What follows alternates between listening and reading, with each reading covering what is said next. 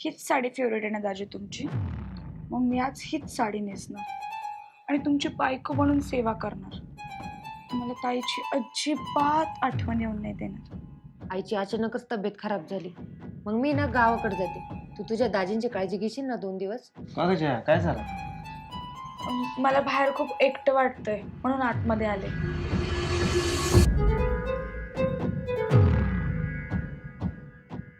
मी इथे झोपते, तुम्ही इथे झोपा.